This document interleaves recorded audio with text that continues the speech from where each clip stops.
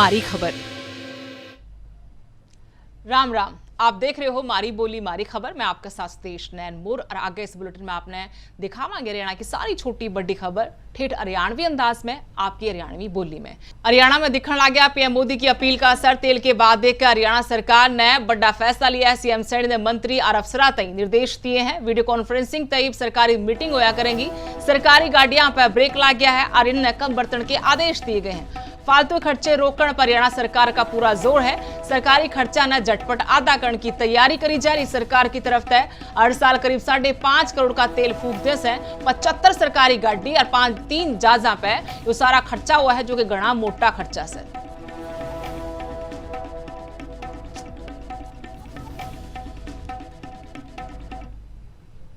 अंबाला पहुंचे मुख्यमंत्री नायब सिंह सैनी। एडा राज्य स्तरीय महाराणा प्रताप जयंती के कार्यक्रम में पहुंचे थे सीएम। कार्यक्रम में सीएम नायब सिंह सैनी ने महाराणा प्रताप का शौर्य और बलिदान ने याद करया, नमन करया। मुख्यमंत्री ने युवा पीढ़ी तई इतिहास से सीख लेने की भी बात कही। कार्यक्रम में समाज के मानसा की पूरी भीड़ उमड़ रही थी।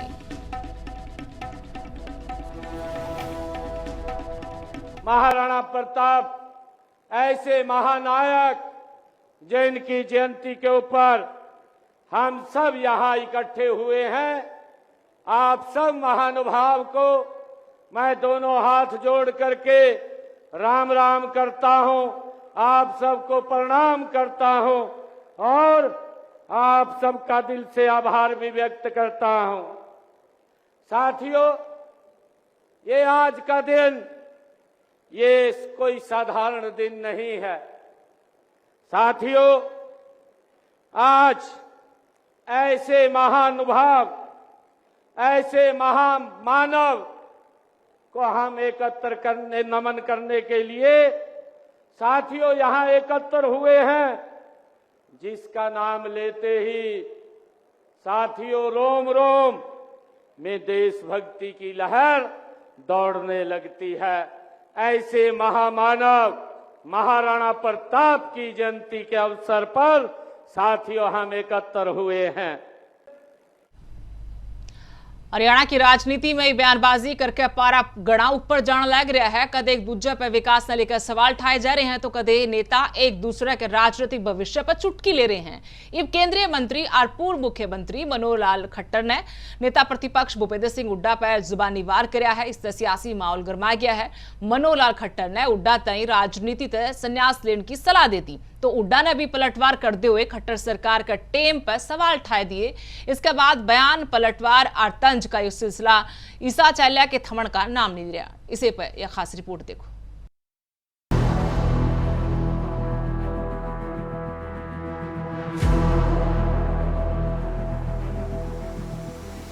हरियाणा की राजनीति में सियासी संग्राम गणा तेज हो गया है। बयानबाजी के वार एक दूसरे पर सीधे सीधे करे जा रहे हैं और ईब राजनीति व्यक्तिगत भी होती जा रही है। केंद्रीय मंत्री और हरियाणा के पूर्व मुख्यमंत्री मनोहर लाल खट्टर ने कांग्रेस के दिग्गज नेता और पूर्व मुख्यमंत्री भूपेंद्र सिंह हुड्डा तई स्क्रीन राजनीति तय संन्यास लेने की सलाह देकर प्रदेश की राजनीति में नई बहस छेड़ दी है। खट्टर ने साफ शब्दों में कहा कि हुड्डा के रहने कांग्रेस कदे भी सत्ता में वापसी नहीं कर सकती और ईब टेम आ गया है कि पुरानी पीढ़ी नई पीढ़ी खातर रास्ता छोड़ दे।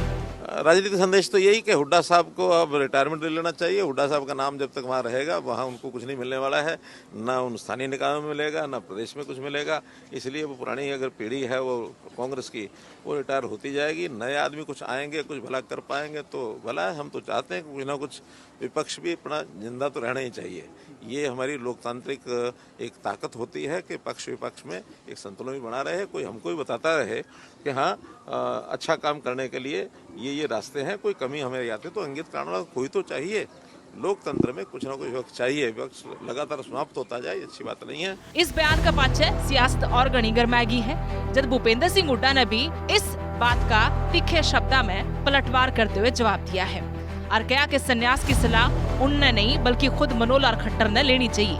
हुड्डा ने आरोप लगाया कि खट्टर सरकार के कार्यकाल में हरियाणा विकास की रफ्तार खो बैठा था। उन्हें यह बात भी कही कि इतिहास में दर्ज हो गया कि जो हरियाणा कदे विकास में नंबर 1 होया करता, उसने मनोहर लाल के शासनकाल में पीछे धकेल दिया। वो अपनी बात कह रहे हैं, वो अपनी बात कह रहे हैं कि उनका समय आ चुका संन्यास लेने का। तो हरियाणा का उन्होंने पट्टा पटा दिया, हरियाणा में जो है मैं नहीं कह रहा, मैं आंकड़े बता रहे हैं। जो प्रति व्यक्ति आज नंबर 1 छोड़ गए थे प्रदेश, आज कहाँ छोड़ के गए वो? अब क्या लोगों को दिखाएंगे? समय आएगा। देखिए, इतिहास लिखे जाते हैं, जब इतिहास लिखा जाएगा तो दिखा जाएगा उनमें कि 2014 से अब जब तक मनोहर लाल खट्टर जी मुख्यमंत्री थे तो हरियाणा पहले नंबर से फिसट कर नीचे स्थान रह गया। या सियासी बयानबाजी एड़े नहीं थमी। करनाल पहुंचे केंद्रीय मंत्री मनोहर लाल ने फिर भूपेंद्र सिंह हुड्डा का बयान पर पलटवार किया। कहा कि हुड्डा उम्र में मेरे तक बड़े हैं, पहला वो संन्यास ले, मैं उनका पाछे है, मैं भी उनकी उम्र में संन्यास ले लूंगा। उम्र तो उनकी मेरे से बड़ी है और उनके पीछे पीछे रहूंगा मैं। उनकी उम्र में पहुंचूंगा, वो आज संन्यास लेंगे तो उसी से संन्यास ले लूंगा, जितनी उम्र उनकी है उतनी उम्र होते। हरियाणा के दोनों पूर्व मुख्यमंत्री एक दूसरे की चुटकी लेंदे नजर आए। बयान पलटवार और तंज के बीच सियासत का तापमान लगातार बढ़ता दिखा। फिलहाल हरियाणा की राजनीति में शब्दां के वार गणे तेज हो गए हैं। Bureau report, living India news. Haryana की राजनीति में एक बार फिर तय बयाना का दौर तेज हो लिया है। जो कद एक दूसरे के साथ खड़े होया करते, वो नेता इब खुल्लम खुल्ला आमी सामी हो रहे हैं। करनाल में बीजेपी विधायक रामकुमार गौतम ने पूर्व डेप्यूटी सीएम दुष्यंत चौटाला पर तीखा जुबानी वार कर दिया और बोले कि पुरानी राजनीति की कई बात भी है। रामकुमार गौतम ने दुष्यंत चौटाला की लीडरशिप, उसकी राजनीति और चौटाला कुंबे के पुराने बयाना पर जमकर निशाने साधे। इतना ही नहीं, उनने जाट समाज और बदलती राजनीति की सोच का हवाला देकर कई बड़े खुलासे करे और कई बड़े बयान दिए। मंत्री तो मुझे बनाना भी चाहता, लेकिन जिस समय मंत्री बनाने का वक्त था उस वक्त की आंख सूझी हुई थी। करनाल में हरियाणा की राजनीति एक बार फिर तय बयानबाजी तय गरमाई। भाजपा विधायक रामकुमार गौतम ने पूर्व उप मुख्यमंत्री दुष्यंत चौटाला पर तीखा हमला करते हुए कई पुराने राजनीतिक घटनाक्रमों का जिक्र किया। उन्होंने कहा कि दुष्यंत चौटाला एक पढ़ा लिखा और काबिल युवा नेता है, लेकिन उन्हें सही दिशा छोड़ दी। मंत्री तो मन ने बनाना चाहा था, लेकिन जब टेम मंत्री बनाने का आया तो उसकी आंख सूझ गई थी। चलो कुछ नहीं था, वो दैट इज ए वो पुराना बुरी याद, वो यादें हैं, मत याद। ये नहीं कि वो पूरे गुनाहगार है, वो पूरे गुना मैं भी हूँ। मंत्री तो मुझे बनाना भी चाहता, लेकिन जिस समय मंत्री बनाने का वक्त था उस वक्त की आंख सूझी हुई थी। रामकुमार गौतम ने दुष्यंत की हालिया राजनीतिक स्थिति पर भी चुटकी ली, तंज कसया। उन्होंने कहा कि लोग रोज रोज बेवकूफ नहीं बनते। आज जाट कौम बहुत आगे निकल ली है, युवा IAS IPS बन रहे हैं और विदेशों में पढ़ाई कर रहे हैं। वे भी इनका बहकावा में आने वाले नहीं है। वो लड़का अगर सही चलता तो काबिल बच्चा था, बहुत आगे जा, सारे गुण बने। वो भाई रोजाना बेवकूफ बनाओ, लोग बने कोई नहीं। और हमारी जो जाट कौम है ना, ये तो बहुत ही आगे जा चुकी है। IAS IPS बच्चे विदेशों में, वो इनकी बखाओ माओ थी, वो तो बखत चले गए इनके। बात एडरिन थमी। सफेदो विधायक रामकुमार गौतम ने चौटाला परिवार के पुराने बयाना ने भी याद करते हुए आरोप लाया। एक टाइम था इन्हें कहा था कि बीजेपी और ब्राह्मणा का नाम और निशान मिटा देंगे, लेकिन आज खुद इनका राजनीतिक नुकसान हो लिया है। कहता था बीजेपी और ब्राह्मण अगर धरती पर दिख जाए कहीं तो मुझे बता दियो। चीफ पार्लियामेंट्री सेक्रेटरी भी नहीं बनाया। वो कहता था इस कौम का नाश कर दूंगा। नाश तो खुद का ही होगा। करनाल में सामने आई ये सियासी बयानबाजी एक बार फिर हरियाणा की राजनीति में बवाल खड़ा कर सके है। कदे साथ मिलकर सरकार चलाने वाले नेता आज खुलकर एक दूसरे पर निशाना साध रहे हैं। अब देखना होगा कि इन बयानों पर बीजेपी की तरफ तक क्या जवाब आएगा। Bureau report, living India news. Karnal पहुंचे शिक्षा मंत्री महिपाल डांडा जड़ा तेल बचाने खातर PM मोदी की अपील पर भी उन्होंने बयान दिया क्या कि वो पूरी दुनिया पर संकट है और देश अपना जुगाड़ बिड़ाने में लाग रहा है। कोरोना और टेम का महिपाल डांडा ने जिक्र किया। देश के लोगों ने उस टेम के आके भी प्रधानमंत्री की बात सर माथा धरी थी, जितनी जरूरत हो उतना ही बढ़ते हो। महिपाल डांडा ने कांग्रेस पर कसूता निशाना साधा। कहा कि कांग्रेस जनता ने समझण में गलत फहमी पैड़ रही है। जनता ने बेरास है कि सही के है और गलत की से।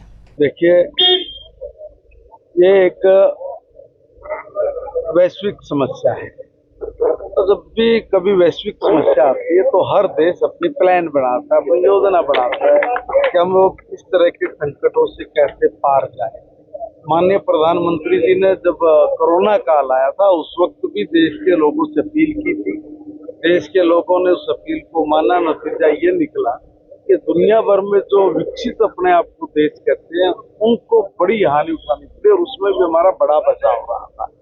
आज भी जब सारी दुनिया में एक वैश्विक संकट खड़ा हुआ है तेल को लेके, गैस को लेके, इस वैश्विक संकट के पार जाने के लिए जो देश अपनी योजना नहीं बनाएगा, अपने लोगों को जागरूक नहीं करेगा, तो वहाँ स्वाभाविक बात है समस्या ज्यादा आएगी। लोग जानते हैं कि सही और गलत और उसका निर्णय लेने की ताकत भी लोगों ने अपना निर्णय लिया।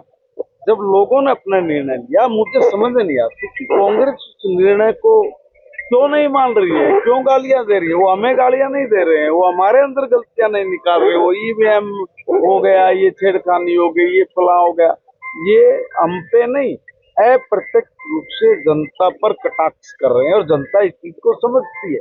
भाई हम भी चुनाव लड़े बरसों तक, हम लोग भी हारे हैं। हमारे किसी भी नेता का आप कभी का बयान उठा के देखिए, हमने कभी ये नहीं कहा कि इस चीज में गड़बड़ हुई, इसके कारण ये हुआ, कहीं भी दोषारोपण नहीं है।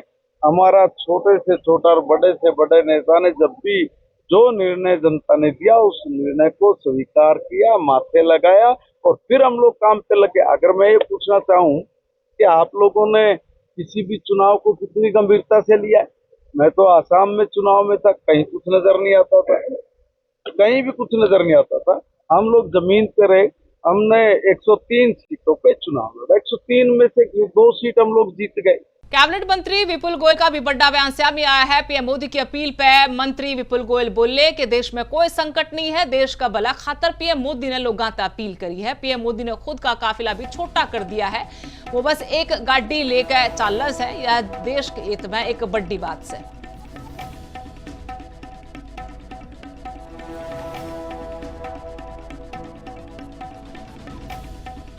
ये बहुत ही अच्छी जो बात है, एक प्रिकॉशनरी मैनर, कोई पैनिक नहीं है, कोई डर नहीं है, एक प्रिकॉशन रखने की बात की है कि हमारी स्थिति देश के अन्य देशों की तरह ना हो, कोई भी पैनिक ना फैले। इसलिए अगर हम रोजमर्रा की जिंदगी में तेल को बचाने का काम करेंगे और अन्य चीजों में किफायत करेंगे तो हमारा देश इस संकट से बचा रहेगा। जैसा कि मोदी जी के दूरदर्शी विजन का उन्होंने जो परिणाम है वो लोगों के बीच में रखा है कि ऐसा करेंगे तो ऐसा परिणाम होगा। तो आज सभी लोग, चाहे मुख्यमंत्री हो चाहे हम लोग हैं, जितना ज़रूरत है उतना गाड़ियों का यूज़ कर रहे हैं। ट्रेन से, मैं तो पहले से ही ट्रेन से आता जाता हूँ चंडीगढ़, और अभी भी हमने वो नियमित रखा हुआ है कि ट्रेन से आने जाने का काम लोकल के अंदर गाड़ियाँ यूज़ करते हैं। और गाड़ियों के काफिले को भी, जो आगे पायलट लगता था या और जो 2-2, 4-4 गाड़ियाँ लगती थी, सबको कम कराकर एक गाड़ी या एक गाड़ी के साथ सिक्योरिटी। हरियाणा कांग्रेस अध्यक्ष का घरा चोर घुसे आए। राव नरेंद्र सिंह का नारनौल आड़गर में हाथ साफ करके चोर 5-6 बदमाश बताया कि दीवार टाप के कोठी में घुसे थे। बदमाशों ने सीसीटीवी की तार भी काट दी, नौकरा क्वार्टर पर बाहर तक कुंडी ला दी। स्टाफ जागे और शोर मचाया तो बदमाश धूम दबा कर भाजन लगे। घर के ने तुरंत डायल 112 पर फोन खड़काया। 10 मिनट में पुलिस भी मौके पर पहुंच गई। एफएसएल की टीम भी पहुंची, जांच करी, सबूत इकट्ठे करे गए। मामले में डीएसपी भरत भूषण का बयान सामने आया है क्योंकि मामले में जानकारी ले ली है और गहराई तक जांच करी जा रही है। पहली नजर में मामला किसी गैंग का नहीं लगता। आसपास के सीसीटीवी फुटेज की भी बात कही कि खंगाली जा रही है ताकि कोई सुराग हाथ लगे। बदमाशा की पहचान करके जल्द उन्हें गिरफ्तार करने का भी दावा किया है। एसपी के आदेश पर 2 अलग अलग टीम बनाकर जांच शुरू कर दी है। सुबह 3 बजे के आसपास 5 से 6 कुछ हथियारबंद लोग साइड वाले प्लॉट से कूद के सीसीटीवी के तार काट के और सर्वेंट क्वार्टर को लॉक लगा के अंदर घुसने की ट्राई कर रहे थे। इसी कार्रवाई के बीच में जो हमारा स्टाफ है उसकी आंख खुल गई। उन्होंने लाइट जलाया, शोर मचाया और मुझे ऊपर फ़ोन करा। करीबन 3:12 के मेरे पास नीचे से फ़ोन आया कि कुछ 5 से 6 लोग घर में घुसने की ट्राई कर रहे हैं, आप जल्दी पुलिस को सूचना दीजिए। 3:17 से 3:20 के बीच में मैंने 112 नंबर डायल किया और विदिन 10 मिनट 112 कोठी पे आ गई। उतने टाइम के अंदर वो दिनांक 15-16 की बीती रात को कुछ अज्ञात लोग राव नरेंद्र सिंह, जो कांग्रेस के प्रदेश अध्यक्ष हैं, उनके निवास स्थान पर घुस गए थे। जो सूचना मिलते ही पुलिस ने तुरंत एफआईआर दर्ज कर दी गई और माननीय पुलिस अध्यक्ष महोदय नारनौल द्वारा मामले की गंभीरता देखते हुए सीआईए इंचार्ज नारनौल और एसएचओ सिटी नारनौल के नेतृत्व में विशेष टीमें गठित की गई हैं। तो विशेष टीमों द्वारा आस पड़ोस के सीसीटीवी के कैमरे खंगाले गए, जिसमें कुछ संदिग्ध नज़र आ रहे हैं। जो प्रथम दृष्टया यह पाया गया है कि इसमें ना ही तो कोई एक्सटॉर्शन गैंग है और ना ही किसी प्रकार का कोई हमला हुआ है। बाकी इनको आरोपियों को जल्द से जल्द गिरफ्तार कर लिया जाएगा और मामले का खुलासा किया। आरसीएम के ओएसडी वीरेंद्र बड़खालसा भिवानी पहुंचे। वीरेंद्र बड़खालसा ने अस्पताल का औचक निरीक्षण किया। स्वास्थ्य सेवाओं की जमीनी हकीकत जान खातर एडा पहुंचे थे। भिवानी अस्पताल में मरीजा तय मिले ओएसडी। सीएम ने ग्राउंड रिपोर्ट सौंपी जाएगी। कहा कि इलाज में लापरवाही की शिकायत पर संज्ञान लिया जाएगा। हरियाणा में डॉक्टर्स की कमी जल्द ही दूर भी करी जाएगी। एक रूटीन कार्रवाई थी, हिसार से आ रहे थे तो यहाँ समय लगा, यहाँ चर्चा हुई, एक रक्तदान शिविर यहाँ चला हुआ था तो उसमें भी आना था और हॉस्पिटल में भी एक डॉक्टर साहब से मिल ली है। ठीक है, जो यहाँ जिस प्रकार की फैसिलिटीज दी जा रही है तो वो ठीक ठाक है। हल्का हमेशा किसी न हर काम में छोटे मोटे सुधार की आवश्यकता होती ही है। तो जैसे यहाँ पर मेरी विजिट तो मैं संतोषजनक है और जो यहाँ इन्होंने जो डिमांड बताई तो वो उन्होंने मुझे बता दी। मैं एक बार ऊपर सिस्टम में बात ताकि यहाँ वो किसी प्रकार की कोई भी यहाँ जिस प्रकार की न्यूनताएं भिवानी के काम के लिए वीरेंद्र बड़खालसा जी को स्पेशल मुख्यमंत्री जी ने लगा रखा। युवाओं से अपील करना चाहता हूँ कि वे 6 महीने में या 1 साल में रक्तदान अवश्य करें, जिससे किसी अन्य जो एक्सीडेंटल होते हैं उनमें कई बार रक्त ज़्यादा बह जाता है और उससे उसकी जान चली जाती है पेशेंट की। उसको बचाने के लिए रक्त अवश्य है और हमारे ब्लड बैंक। झज्जर में गैंगवॉर में हितेश का कत्ल होया है। हितेश के शरीर में 9 गोली आर पार हुई है। हत्याकांड में रोहित गोदारा गैंग का नाम भी सामने आया है। सोशल मीडिया पर पोस्ट गेड़ी गई है जिसमें हत्या की जिम्मेदारी भी ली गई है। भाई की मौत का बदला लेने खातर कहा कि हमने फायरिंग करी। हितेश उर्फ गोलू ने पहले मारे भाई पर गोली चलाई थी। बदमाशा ने हितेश पर ताबड़तोड़ गोली बरसाई। वायरल पोस्ट में कई बड़े गैंगस्टर के नाम भी सामने आए हैं। वायरल पोस्ट की पुष्टि लिविंग इंडिया न्यूज नहीं करता, लेकिन सोशल मीडिया पर रोहित गोदारा गैंग की तरफ तय दावा करते हुए यह पोस्ट डाली गई है। इसमें साफ तौर पर कहा गया है कि जो हितेश का मर्डर हुआ था वो आमना कराया है और मामले अपना भाई का बदला लिया है। बता दें कि ताबड़तोड़ 20 से 25 राउंड फायर किए गए थे। आपने वो सीसीटीवी फुटेज भी दिखाया जिसमें साफ तौर पर दिखने लग रहा है कि बलैनो कार में आए बदमाशा ताबड़तोड़ फायरिंग करी और अपना घर के बाहर हितेश गाड़ी में बैठा था, उसमें 20 से 25 राउंड फायर हुए हैं और 9 गोली आर पार निकली है।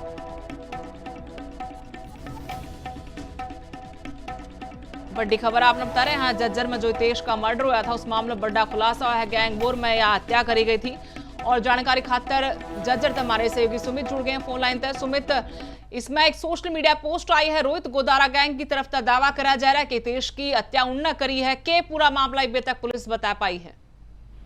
देखिए, झज्जर जिले के गाँव में जो है सुबाना गाँव में हितेश उर्फ गोलू की हत्याकांड में जो अब गैंगवार का एंगल भी खुलकर सामने आ रहा है जी। हत्या के बाद जो सोशल मीडिया पर जो वायरल पोस्ट हो रही है वो एक रोहित गोदारा ग्रुप के नाम से अकाउंट बना हुआ है। उस कुख्यात रोहित गोदारा गैंग ने जो इस हत्या की जिम्मेदारी लेने का दावा किया है। फिलहाल हितेश उर्फ गोलू की जो है बीती रात जो है घर के बाहर गोली मारकर हत्या कर दी थी। वहीं हमलावरों ने जब उस पर ताबड़तोड़ फायरिंग की थी तो शुरुआती जांच में सामने आया था कि वारदात पुरानी रंजिश के चलते अंजाम देने की बात कही गई थी। लेकिन अब जो वायरल पोस्ट आ रही है तो कहीं ना कहीं एक रोहित गोदारा ग्रुप गैंग ने जो है इसका अपनी जिम्मेवारी ली है। देखने वाली बात है कि फिलहाल पुलिस हर पहलू को जोड़कर जो है मामला दर्ज कर चुकी है और आरोपियों की गिरफ्तारी के लिए जो है टीमों का भी गठन किया गया है। जल्द ही आरोपी को गिरफ्तार करने की लेकिन सुमित, जिस भाई का मर्डर का बदला लेने की बात करी जा रही है वो कौन सा मामला था? बिल्कुल, जो रोहित गोदारा ग्रुप गैंग है उन्होंने ये कहा है कि जो उनके भाई की जो है गोली मारी गई थी तो उसी के चलते जो है इस वारदात को अंजाम दिया और हमने अपने भाई के जो गोली चलाई थी तो उसमें हमने अपने भाई का बदला लिया है और आगे भी इस तरह की अगर कोई हरकत करता है तो उसे बख्शा नहीं जाएगा। फिलहाल पुलिस जो है आरोपियों की तलाश जारी है। वहीं जो सीसीटीवी फुटेज आई है उसमें बलेनो गाड़ी में सवार होकर 4 युवकों ने जो है ताबड़तोड़ गोलियां चलाई थी। किसी की पहचान हुई इन आरोपियों में? देखिए, पुलिस अभी मीडिया के सामने बोलने से इनकार है। इस मामले में फिलहाल पुलिस ने इतना ही बोला है कि आरोपियों को जल्द ही गिरफ्तार कर लिया जाएगा। टीमों का गठन कर दिया गया है। जी शुक्रिया सुमित, तमाम जानकारी देने खातिर आपका। तो हमारे सहयोगी ने जानकारी दी है कि इसमें एक सोशल मीडिया पोस्ट जरूर आई है। रोहित गोदारा नाम तय किसी ने पेज आईडी बना रखी है और इसी तय दावा किया जा रहा है कि रोहित गोदारा गैंग की तरफ तय हितेश की हत्या करी गई है। इसने हमारा भाई की हत्या करी थी, गोली चलवाई थी और उसका बदला हमने लिया है। खबर में आगे बढ़ाएंगे। खबर कुरुक्षेत्र तय है, जो एक लुगाई ने अपने लिव इन पार्टनर की हत्या कर दी। लिव इन पार्टनर पर दुकानदार ने मारण का आरोप लगाया है। कांड करके लुगाई अपने दोनों बालका ने भी गले लेकर फरार होगी। मरने वाला की पहचान राम अवतार का नाम तो हुई है। राम अवतार अग्रसेन चौक पे मनियारी की दुकान चलाया करदा। मृतक दिल्ली के नरेला की शालू के साथ रहा करदा। लुगाई अपने दोनों बालका ने लेकर राम अवतार का घर आ गई थी। घर क्या ने लिव इन पार्टनर पर जहर देकर मारण का आरोप लाया है। अस्पताल तक खबर मिलते पुलिस भी जांच में जुट गई है। छोरी के बयाना पर शालू के खिलाफ कत्ल का केस दर्ज कर लिया गया है। पलवल रोडवेज डिपो के अफसरां तय हाथापाई होगी। तूतू मैमे के पाछे कर्मचारी ने हाईवे जाम कर दिया। रोडवेज के अफसरां और इको चालका के बीच में विवाद हो गया। काशुणी के पाछे कुछ चालका ने हाथापाई कर दी और विरोध जताने खातिर रोडवेज के कर्मचारियों ने हाईवे तक जाम कर दिया। पुलिस ने समझा बुझा के हाईवे का जाम तो खुलवाया। जाम की वजह से जो आम लोग थे, राहगीर थे, वो घने परेशान हुए। खबर मिलते पुलिस की पलटन भी मौका पहुंच गई थी और मामला सुलझाने की कोशिश करी और जाम खुलवाया। बस स्टैंड पलवल के बाहर से कुछ गाड़ियां अवैध रूप से चल रही थी, जिनको आज हमने पकड़ने का कार्य किया था। जब हम एक इक्को को पकड़ रहे थे तो मेरे 2 कर्मचारी उसको पकड़ने की कोशिश करने लगे। उस टाइम पे इक्को के साथ में उसका जो मालिक था, उसने मेरे कर्मचारियों के साथ में धक्का मुक्की की, उनको हटाने की कोशिश की। जब मैंने ये देखा तो मैं स्वयं जो है ना अपनी गाड़ी से उतर के आ गया और इक्को के सामने खड़ा हो गया। तो इक्को ड्राइवर ने मेरे ऊपर भी गाड़ी चढ़ाने की कोशिश की, परंतु हमने उसको काबू कर लिया और उसके बाद हमने पुलिस चौकी बस स्टैंड के अंदर उसको दे दिया। जैसी हमें सूचना मिली थी तो अपने जीएम साहब और उनकी टीम चालान कर रही थी बस अड्डा के बाहर। ये अवैध रूप से जो सवारियां भरते हैं उन गाड़ियों के बसों के। तो इस दौरान अपनी एक गाड़ी इन्होंने जीएम साहब ने रुकवाई, उसको काबू करने की कोशिश की। तो उसका ड्राइवर वीरेंद्र और उसका एक साथी, उसने जीएम रोडवेज के कर्मचारियों के साथ कुछ धक्का मुक्की, बदतमीजी जैसी हरकतें की और उनके आदेशों की पालना नहीं की, जिसकी वजह से उसको जीएम साहब के द्वारा और उनकी टीम के द्वारा काबू किया गया। और काबू करने के बाद हमारी पुलिस चौकी में हमारे पास दिया गया और उसके बाद अब उनकी तरफ से हमें दरखास्त प्राप्त हो चुकी है और अब जैसी सूरत होगी वैसी कार्रवाई हम। मारी बोली मारी खबर में आज इतना है। राम राम।